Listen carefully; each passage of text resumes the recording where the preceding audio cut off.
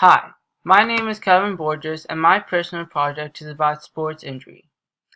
Over the past 6 months, I have been researching the different injuries athletes can get in different sports and what the athletes did to come back to their game.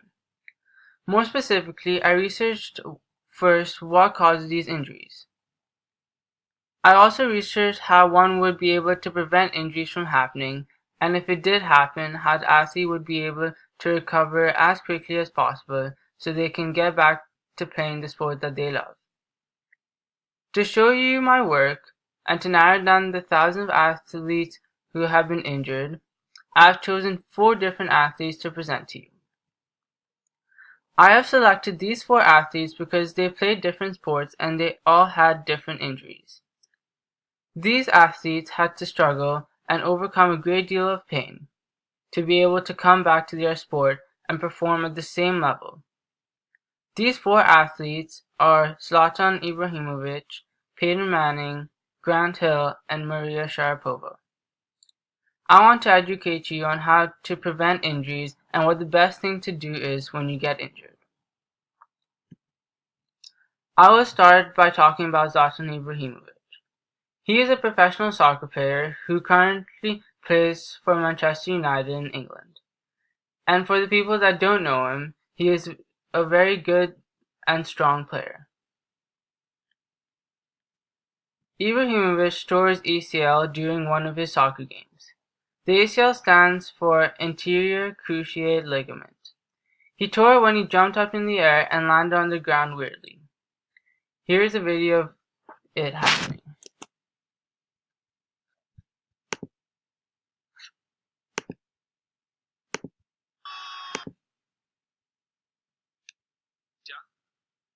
La primera que apoya. Uy, sí. Sí, ahí. Pelotazo. Al área. Ibra cayó. Cayó Ibra y cayó muy mal, ¿eh?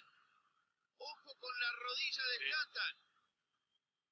Ya, mucho de cansancio. Hay como una extensión hacia atrás, ¿sí? En el movimiento antinatural de la rodilla, que como lo agarra el ya. La primera que apoya. Uy, sí.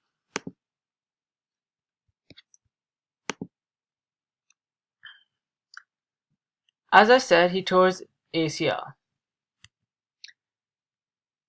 The ACL connects 2 bones and provides the knee with stability throughout its complete range of motion. The ACL is important in sports because when you run, your tibia moves back and forth. Your tibia is the shin bone. When your ACL is injured, your tibia moves too far forward and puts stress on the secondary stabilizers in the knee, which may lead to other injuries. Also in soccer, when shooting the ball, the ACL helps with stability, which is essential for generating power. If your ACL is injured, there will be a decrease in stability and a decrease in power. Also, when jumping, your hips and knees are bent, which puts stress on your ACL, and will transfer the force you use into the ground efficiently. But if your ACL is injured, the extra stress is then moved to the secondary stabilizers in the knee and will cause other injuries. ACL injuries mainly occur through muscle weakness and bad technique. Ibrahimovic's injury was caused due to a hyperflexion in his ACL. To prevent yourself from getting an ACL injury, you need a good warm-up. There are 5 steps to a good warm-up. They are avoidance, which is basic motion like jogging or sidestepping. Then flexibility, which is stretching the muscles around your knee, which is a critical part to preventing ACL injuries. Then strengthening, which is building up the muscles, which leads to better stability. And for example, doing walking lunges and squats will help with this. Then plyometrics, which is launching your body off the ground but focusing on a smooth landing, which helps strengthen the muscles that protect the ACL. For example, in soccer, doing headers and jumping squats. Lastly, agility, which are movements that reflect the movements in your game. A proper warm-up does not ensure that you will never get injured, but there is definitely a strong correlation between a good warm-up and a decrease in injuries. Another way to prevent ACL tears is paying attention to your biomechanics. Biomechanics are how your body moves while doing specific activities. In terms of jumping, knowing how to absorb force properly when landing can decrease ACL injuries tremendously. This is how Ibrahimovic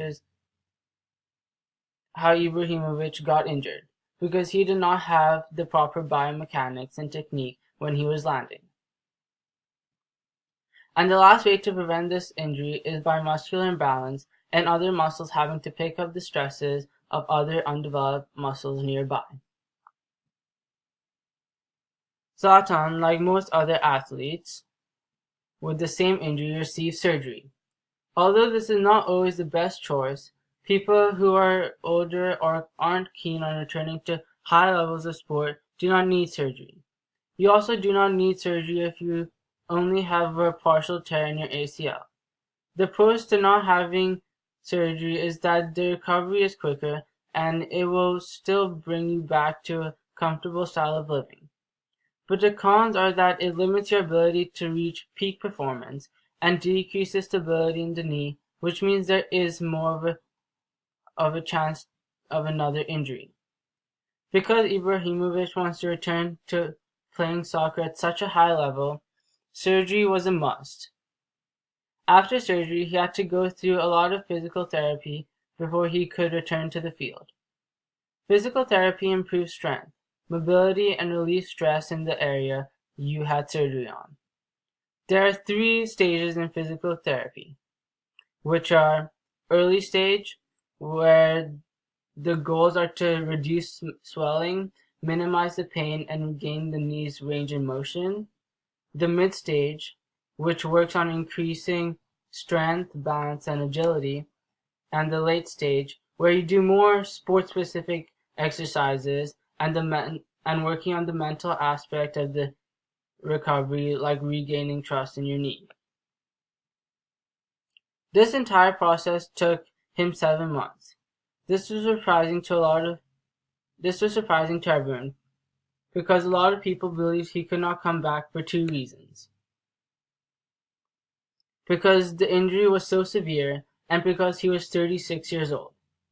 Because so many people believed he would never come back, he sent out a video as a response saying that he has worked extremely hard and that he is going to come back and finish what he started. And he said that he decides when he stops and no one else. He is truly amazing that he was able to come back so quickly from such a big injury and is still good enough to play in one of the best clubs in the world, Manchester United. But he is not completely the same, because he was just taken out again for 2 weeks because the same knee is still bothering him.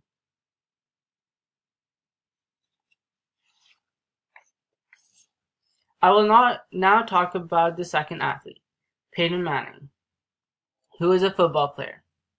Before Manning's injury took place, he was named Rookie of the Year. He showed great talent and was able to carry the Indiana Colts to a Super Bowl win while being named Super Bowl MVP. As you can see, he was a great player. He then got injured badly on his neck, as you can see in this video.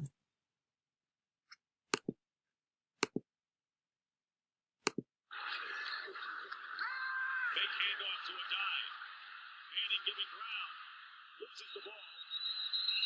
And they're going to rule it as an incomplete pass.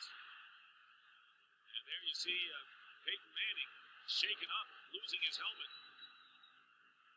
And that's a sight that no one connected with the Colts ever wants to see, and now he wants a timeout. Well, he got hit awfully hard, Dick. He was scrambling around there in the back, just trying to find somewhere to go with the football, and he got sandwiched between 2 defenders. Well, here's another look at the hit on Peyton Manning. Joe Salavea got him stepping up in the pocket, and then Andre Carter and Philip Daniels, and that's the hit there. Philip Daniels going up high on him around.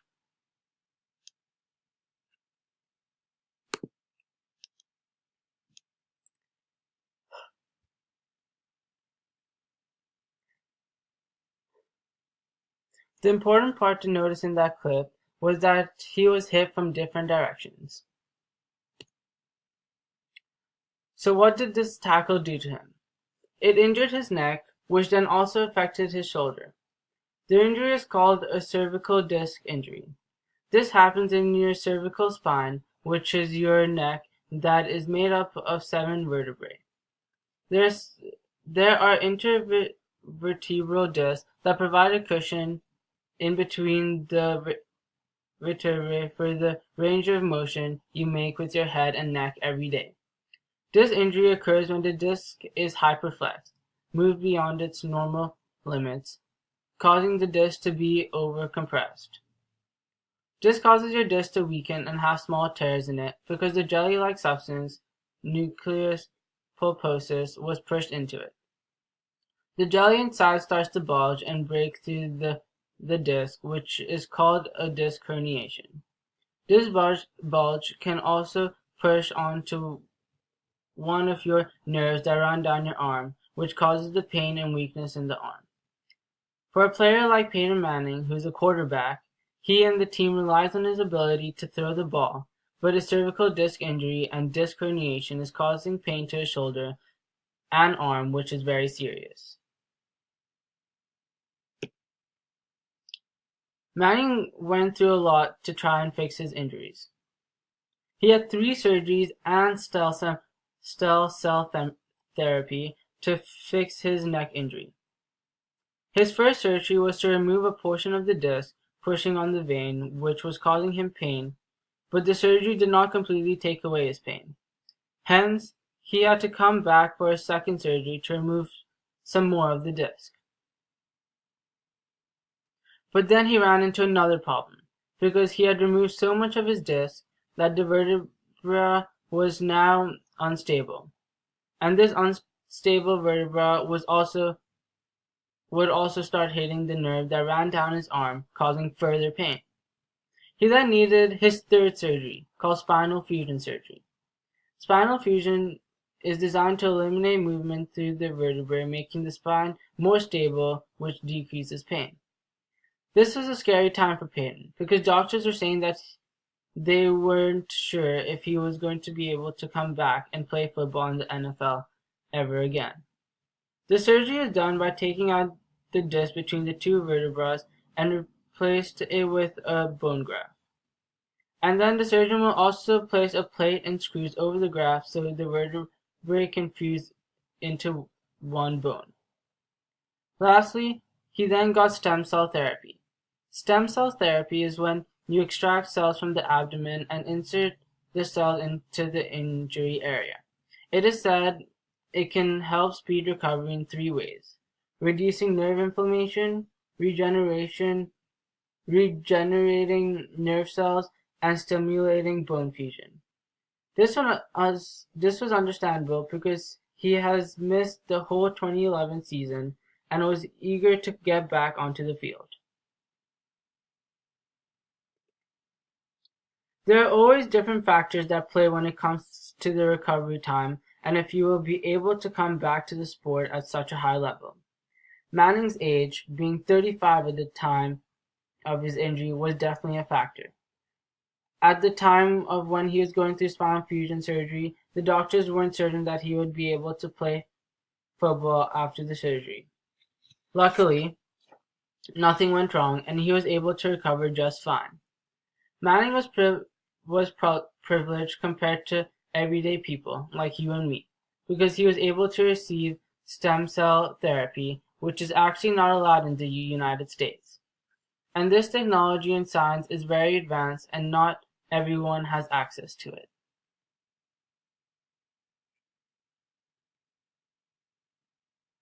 This injury is not common, but it is common to have attacks from multiple sides, which causes a lot of injuries.